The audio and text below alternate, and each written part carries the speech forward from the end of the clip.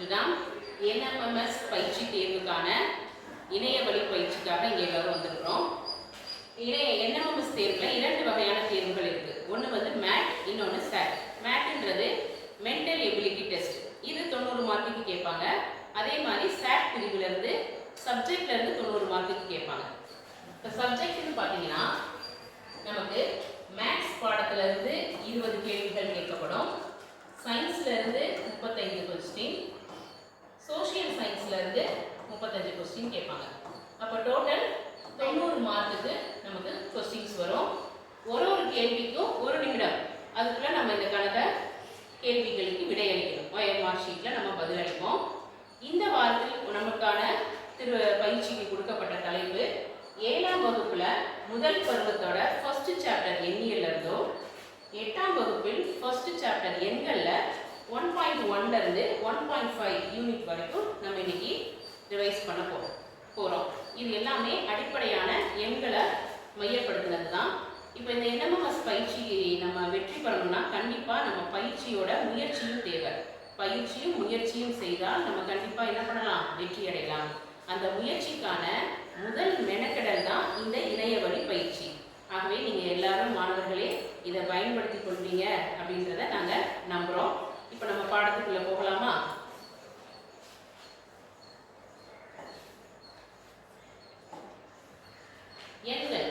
எண்கள்னாலே முதல்ல ஒரு எண்கள் எதுல இருந்து நம்ம சொல்லுவோம், ஒரு பொருளை கவுண்ட் பண்றதா இருக்கட்டும், ஒரு எண்களை கூட்டுறதா இருக்கட்டும், ஏதோ ஒரு விஷயத்துக்காக நம்ம எண்களை ஆரம்பிக்கிறப்ப 1, 2, 3 and so on போயிட்டே இருக்கும். இந்த எண்களை என்னன்னு சொல்லுவோம், நேச்சுரல் நம்பர்ஸ்.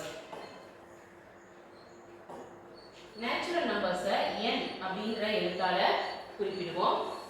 அடுத்தது 0, 1, 2, 3, 4 இந்த எண்களை வந்து முழு எண்கள், அதாவது ஹோல் நம்பர்ஸ், அதோட ஃபர்ஸ்ட் லெட்டர் W ஆல குறிப்பிடுவோம்.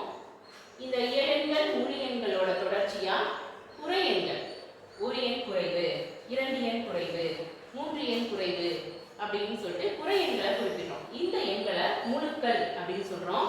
இங்கிலீஷ்ல இன்டிஜர்ஸ் அப்படின்னு சொல்றாங்க. இந்த எண்ணை Z அப்படின்ற எழுத்தால நம்ம குறிப்பிடுறோம். Zன்றது ஜிகலன் அப்படின்ற ஒரு ஜெர்மன் மொழியிலிருந்து வந்த ஒரு வார்த்தை. இதுல இருந்து இதனுடைய தொடர்ச்சியா நம்ம பார்க்கக்கூடியதுதான் விகிதமுறு எண்கள், ரேஷனல் நம்பர்ஸ். இந்த எண்களை நம்ம Q அப்படின்ற எழுத்தால குறிப்பிடுறோம். இங்க Qன்றது நம்மளுக்கு கோஷன்ட் அப்படின்றத குறிக்குது. இந்த ரேஷனல் நம்பர்ஸ்க்கு ஒரு ஸ்டாண்டர்ட் ஃபார்ம் இருக்கு. அதாவது B by Q, B and Q belongs to Z and Q not equal to 0. இந்த P and Q ஒரு முழு எண்களா இருக்கணும். அதாவது இரு முழுக்களை விகித வடிவத்தில் எழுதுறதுனால தான் இதுக்கு பேரு விகிதமுறு எண்கள் அப்படின்னு சொல்றோம். இது வந்து முழு எண்களா இருக்கலாம். For example -2/3, -7/-5, +6, 0. இந்த எண்களை நம்ம ரேஷனல் நம்பர்ஸ்னு சொல்றோம். இந்த எண்களை அடிப்படையா வச்சு தான் நம்ம 7ஆம் வகுப்புல முழுக்கள அடிப்படை செயல்பாடுகள் படிச்சிருக்கோம். இப்போ 8ஆம் வகுப்புலையும் விகிதமுறு எண்களை பயன்படுத்தி கூட்டல், கழித்தல், பெருக்கல் செயல்பாடு செஞ்சிருக்கிறோம். அந்த எண்களை ஒப்பிடுதல், கம்பேரிசன், எந்த எண் பெரியது எது சிறியதுன்னு கம்பேர் பண்ணியிருக்கோம். அப்புறம் அந்த எண்களை ஏறு வரிசை இறங்கு வரிசையில எழுதுறது எப்படி அப்படின்றத நம்ம பார்த்துருக்கோம். இப்போ இந்த எண்கள்ல இருந்து நம்ம LCM, இப்போ எல்லாமே கண்டுபிடிக்கிறதுக்கு நமக்கு அடிப்படையா தேவைப்படுறது LCM. அந்த LCM கண்டுபிடிக்கிறதுக்கான ஒரு ட்ரிக் தான் நம்ம இப்போ இந்த வகுப்புல நம்ம பார்க்க போறோம்.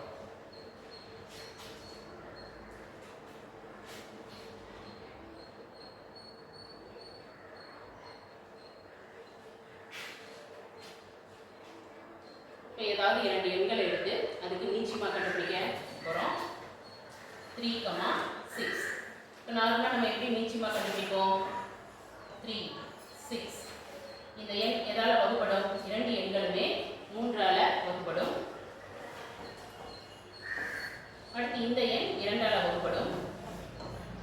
இந்த 2 எண்களோட ப்ராடக்ட் தான் LCM. இப்போ இதே போல தான் நம்ம 2 எண்கள், 3, 4 எண்கள் கொடுத்தா கூட நம்ம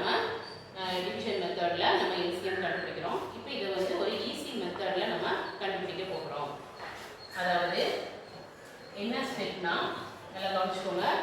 இந்த கொடுத்த எண்களில் எது பெரிய எண் அப்படின்றத ஃபர்ஸ்ட் கண்டுபிடிக்கணும். இங்கே 6 தான் பெருசு. இந்த 6ங்கிற எண் மற்றொரு எண்ணான 3ஆல் வகுப்படுமா அப்படின்னு பார்க்கணும். வகுப்படும். 6 3ஆல் வகுப்படும். அப்படி வகுப்பட்டதுன்னா இந்த 6 தான் எல்சிஎம். இன்னொரு உதாரணம் கூட நம்ம பார்க்கலாம். 3,8 என்ன பண்ணணும்? பெரிய எண் எடுக்கணும். அந்த எண் மற்றொரு எண்ணால் வகுப்படுமா அப்படின்னு பார்க்கணும். இது வகுப்படாது. அப்ப அடுத்த ஸ்டெப் என்னன்னா, இந்த எண்ணை 2ஆல் பெருக்கணும். இந்த எண்ணை 2ஆல் பெருக்கினா என்ன வரும்? 16. இந்த 16ன்ற எண் 3ஆல் வகுப்படுமா அப்படின்னு பார்க்கணும். இதுவும் வகுப்படாது. அப்ப அடுத்து இந்த எண்ணை 3ஆல் பெருக்கணும். 24. அந்த எண் வகுப்படுமா? வகுப்படும். அப்ப இங்க 24 தான் எல்சிஎம்.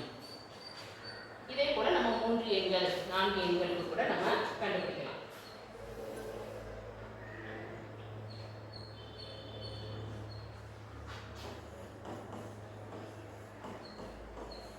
இப்போ 3 எண்கள் கொடுத்துருக்கேன். 4, 8 and 12. இதுக்கு எல்சிஎம் கண்டுபிடிக்கணும். அதே ஸ்டெப்ஸ் தான். ஃபர்ஸ்ட் பெரிய எண் எதுன்னு பார்க்கணும். 12. இந்த 12ன்ற எண் மிக்க எண்களால வகுப்படுமா? 4ஆல் வகுப்படுமா? வகுப்படும். 8ஆல் வகுப்படுமா? வகுப்படாது. அப்ப அடுத்த ஸ்டெப் என்னது? இந்த எண்ணை 2ஆல் பெருக்கணும். 12 2s are 24. இந்த எண் வகுப்படுமா அப்படின்னு பார்க்கணும். 24ன்ற எண் 4ஆல் வகுப்படும். 24 என்ற எண் 8ஆல் வகுப்படும். அப்ப இதோட எல்சிஎம் வந்து 24. அடுத்ததாக முழுக்கள் மற்றும் விகிதமுறு எண்களோட பண்புகள் பார்க்க போறோம். இந்த சாப்டர்ல இருந்து கண்டிப்பா ஒரு கேள்வி வரும். ஒரு ஸ்டேட்மெண்ட் கொடுத்துட்டு இது எந்த பண்பை நிறைவு செய்கிறது அப்படின்ற கேள்வி கண்டிப்பா கேட்பாங்க. இப்போ நம்ம பண்புகளை ரீகால் பண்ணலாம். ஃபர்ஸ்ட் ரேஷனல் நம்பர்ஸ் நம்ம ஆல்ரெடி பார்த்துட்டோம். இப்போ நான் ரேஷனல் நம்பர்ஸை வச்சு முழுக்களோட ப்ராப்பர்ட்டிஸும் உங்களுக்கு சொல்ல போறேன். சரியா? பார்க்கலாமா? என்னென்ன பண்புகள் நம்ம படிச்சிருக்கோம் 7th, ப்ரெசென்ட் ஆகி 8th என்னென்ன பண்புகள் படிச்சிருக்கோம்? அடைவு பண்பு, பரிமாற்று பண்பு, சேர்ப்பு பண்பு, சமணி பண்பு, எதிர்மறை பண்பு மற்றும் பங்கீட்டு பண்பு. இங்கிலீஷ்ல அதெல்லாம் என்ன சொல்லுவோம்? Closer property, commutative property, associative property, identity, inverse and distributive properties. இதுல க்ளோசர் ப்ராப்பர்ட்டி அப்படின்னா என்ன? ஏதாவது 2 இப்போ இன்டிஜர்ஸ்க்குன்னு பார்த்தீங்கன்னா ஏதாவது 2 முழுக்கள் எடுத்துக்கிறோம். அதை கூட்டல், கழித்தல், பெருக்கல், வகுத்தல் இந்த செயல்பாடுகள் செய்யறப்ப நமக்கு கிடைக்கக்கூடிய விடை என்னவா இருக்கும்? ஒரு முழுக்களா தான் இருக்கும். அப்ப அதுக்கு என்ன இருக்கு? அடைவு பண்பு இருக்கு. சிமிலர்லி அதே போல ரேஷனல் நம்பர்ஸ்க்கு நம்ம பார்க்கறப்ப உதாரணமா எடுத்துக்கோங்க. இப்போ 1/2 + 3/4 அப்படின்னு 2 விகிதமுறு எண்களை எடுத்துக்கிறோம். இதை வந்து நம்ம கூட்ட போறோம். கூட்டுறதுக்கு என்ன பண்ணணும்? மீச்சிமா கண்டுபிடிக்கணும். மீச்சிமா நம்ம இப்போதானே பார்த்தோம். என்ன பண்ணணும்? பெரிய நம்பர் பார்க்குறோம். பெரிய நம்பர் இந்த 2ஆல வகுப்படுமா? வகுப்படும். அப்போ இதோட மீச்சிமா 4. எப்படி நம்ம கணக்கு செய்யாமலே ஈஸியாக கண்டுபிடிச்சிட்டோமா? சரி. அடுத்தது இப்போ நம்ம இதை என்ன கிராஸ் மல்டிப்ளிகேஷன் பண்ண போகிறோம். 2 + 3 = 5/4. அப்போ நம்மளுக்கு இப்போ கிடைக்கக்கூடிய விடை வந்து 5/4. இது ஒரு விகிதமுறு எண். அப்போ இது என்ன இருக்கு? அடைவு பண்பை இருக்கு. அடைவு பண்பை நிறைவு செய்கிறது. அடுத்ததாக நம்ம என்ன பார்க்க போறோம்? Commutative property. கம்யூட்டேட்டிவ் ப்ராப்பர்ட்டினா என்னது? அதே போல அடைவு பண்பு போல 2 முழுக்களையோ விகிதமுறு எண்களையோ எடுத்து கூட்ட போறோம். அப்படி கூட்டுறப்ப கிடைக்கிற விடையும் அதே எண்களை மாற்றி கூட்டுறப்ப கிடைக்கிற விடையும் ஒன்று போல இருக்கு. ஒரே மாதிரி இருக்கு. அப்ப இங்க a + b = b + a. இப்போ இந்த இது வந்து பெருக்கலுக்கும் கூட்டலுக்கும் நமக்கு என்ன ஆகும்? நிறைவு செய்யும். கழித்தல் வகுத்தலுக்கு நிறைவு செய்யாது. இப்போ நீங்களே பாருங்க. ஒரு நம்பர் எடுத்துக்கோங்க. 2 - 3.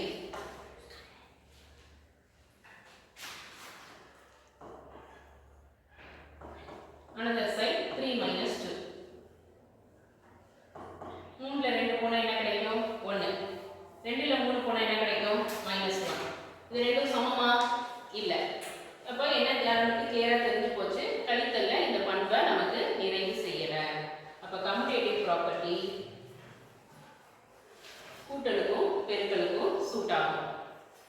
அடுத்தது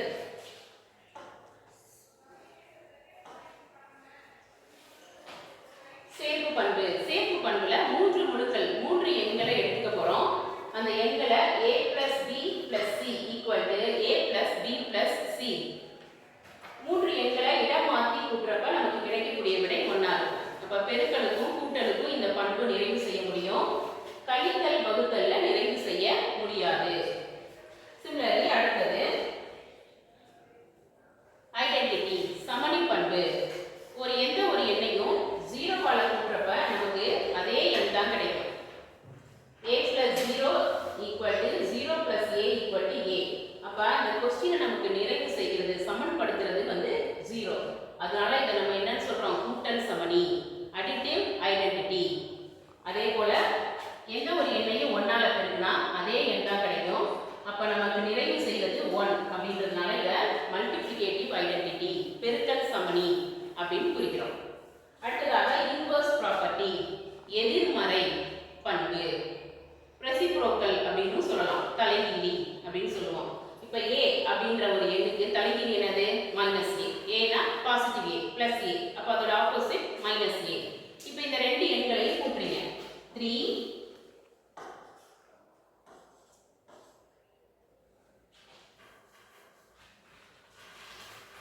அதோடைய தலைகீழி -3. இத ரெண்டையும் நம்ம கூட்டுறப்ப பாசிட்டிவ் நெகட்டிவ் எல்லாம் கேன்சல் ஆகி இந்த வேல்யூ நமக்கு 0 கிடைக்கும். அப்ப இதோட தலைகீழி வந்து 0. அதே போல விகிதமுறு எண்கள் எடுத்துக்கோங்க.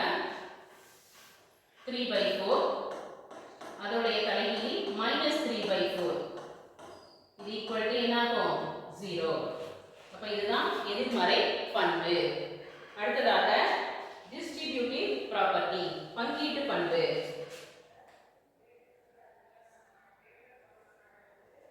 பங்கீட்டு பண்பு இரண்டு விதமான பங்கீட்டு பண்பு இருக்கு. அதாவது கூட்டலின் மீது பெருக்கலின் பங்கீட்டு பண்பு, கழித்தலின் மீது பெருக்கலின் பங்கீட்டு பண்பு. Distributivity of multiplication over addition. a into b plus c equal to a into b plus a into c. அதே போல distributivity of multiplication over subtraction. a into b minus c equal to a into b minus a into c. இப்போ இதை பயன்படுத்தி நம்ம இப்ப கணக்குகள் செய்யலாம். பார்க்கலாமா?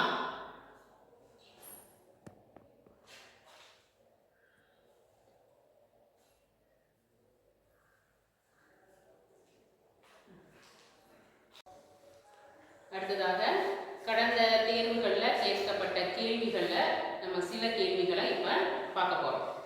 இப்போ பார்த்தீங்கன்னா இது வந்து 2016ஆம் ஆண்டு SAT எக்ஸாமில் நமக்கு கேட்ட ஒரு கேள்வி. இந்த விகிதமுறு எண்கள் தொடர்புடைய கேள்வி பார்க்கலாமா? எந்த எண்ணுடன் 5/6 கூட்டினால் 49/30 கிடைக்கும்? இப்போ 5/6 கூட எந்த எண்ணை கூட்டணும் அப்படின்றது நமக்கு தெரியாது. அந்த தெரியாத எண்ணை நம்ம என்ன வச்சுக்கிறோம்? எக்ஸ்ன்னு வச்சுக்கிறோம்.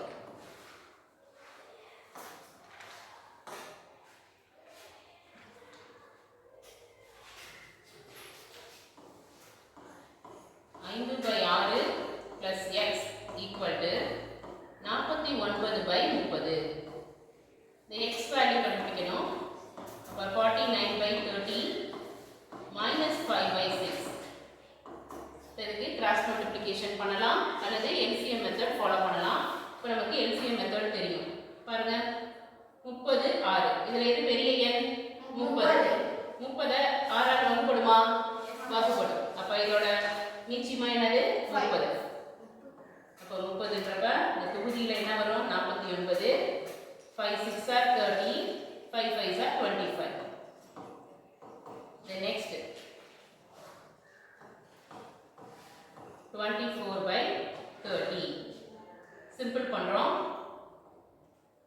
6 டேபிள்ல சிம்பிள் பண்றோம். 4 6 are 24, 5 6 are 30. So the x value is 4/5. இப்போ இங்கே நமக்கு ஆப்ஷன் எங்க இருக்கு? ஃபர்ஸ்ட் இருக்கு. அப்போ இந்த கேள்விக்கான சரியான பதில் 4/5. அதே போல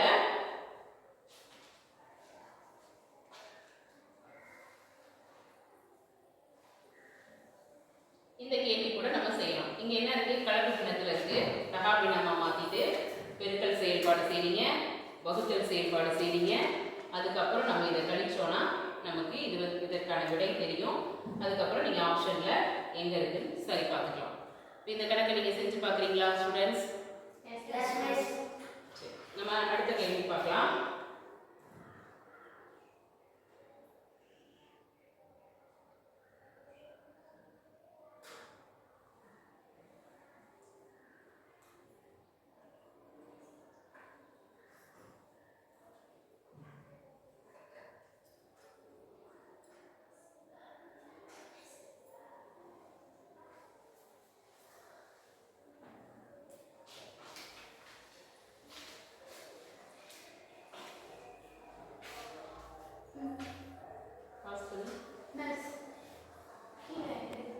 Closure property या commutative या associative, additive, identity. அதில் எந்த property?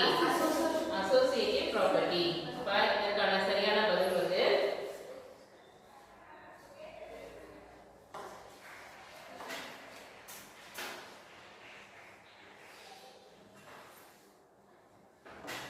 associative property. அடுத்த question.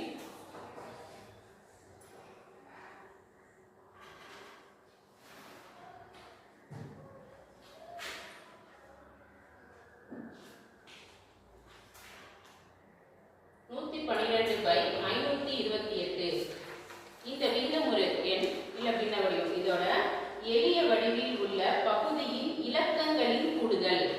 விகிதமுறு எண்கள்னாலே நம்ம என்ன பண்ணணும்? சிம்பிளஸ்ட் ஃபார்ம்ல எழுதணும். எளிய வடிவம், சுருங்கிய வடிவம், ஸ்டாண்டர்ட் ஃபார்ம், சிம்பிளஸ்ட் ஃபார்ம் எல்லாமே ஒண்ணுதான். அப்ப நம்ம ஃபர்ஸ்ட் நம்ம இந்த எண்ணை வந்து சுருக்கணும்.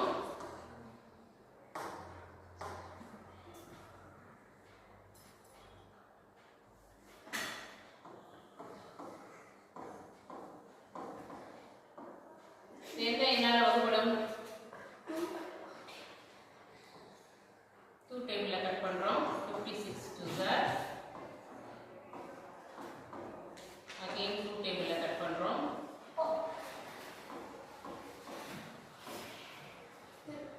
திரும்ப 2 டேபிள்ல கட் பண்ணீங்கன்னா 14 2s 28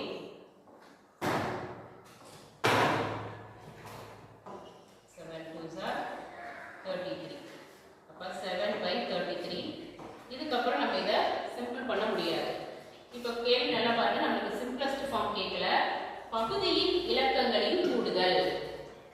The sum of the digit of the denominator. இங்க denominator என்ன இருக்கு? 33. இதோட sum of the digit கேட்காங்க. அப்ப 3 + 3. 3 + 3 = 6. இப்போ ஆப்ஷன்ல நமக்கு 6 இருக்கா? அப்ப இதுக்கான சரியான ஆன்சர் வந்து 6. சரியா? புரிஞ்சுதுங்களா?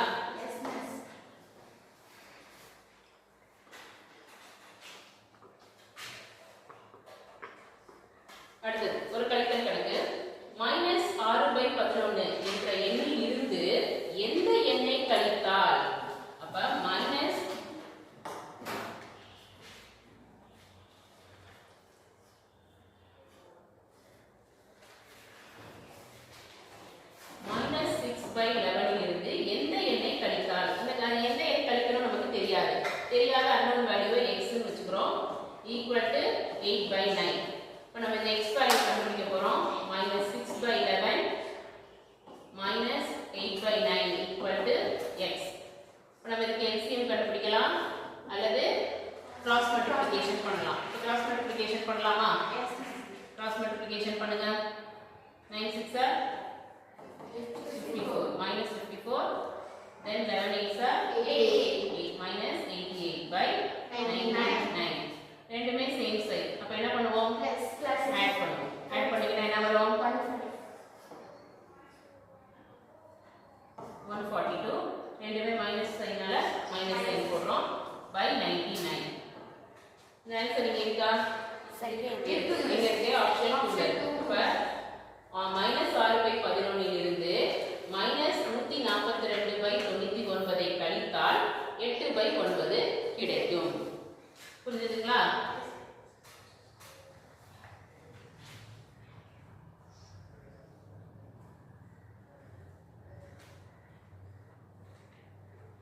அடுத்து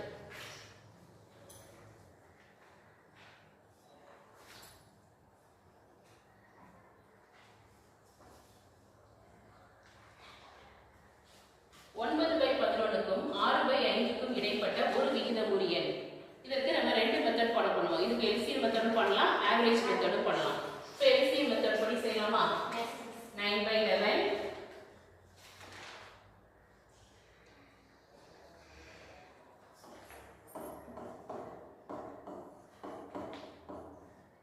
பார்த்தாலே தெரியுது. 11 5 ஆல டிவைட் ஆகாது. அதோட அடுத்து ரெண்டால பெருக்கிறீங்க. 22 வகுப்படாது. 33 44 55. அப்ப இதோட எல்சிஎம் என்னது? 55. அப்ப 55ன்றப்ப இதை எதால மல்டிபிள் பண்ணணும்?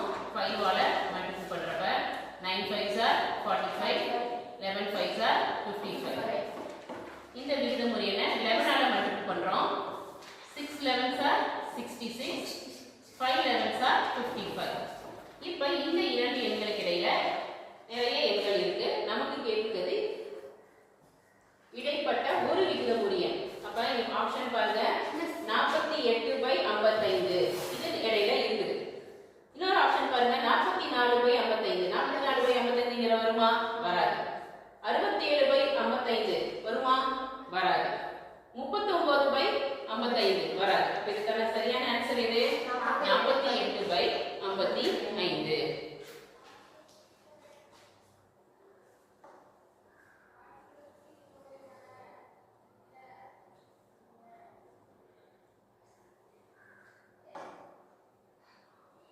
இது அதுவே கூட்டல் கணக்கு பாருங்க. 3 உறுப்புகள் கொடுத்திருக்காங்க. கழித்தல் செயல்பாடு இருக்கு, நாட் ஈக்குவல் இருக்கு. 3 உறுப்புகள் வந்தாலே எந்த பண்பை குறிக்கும்? அசோசியேட்டிவ் சேர்ப்பு பண்பை குறிக்கும். அப்ப என்ற கழித்தலானது விகிதமுறு எண்களின் சேர்ப்பு பண்பினை நிறைவு செய்யாது. அப்ப இதற்கான ஆன்சர் என்னது? Associative property.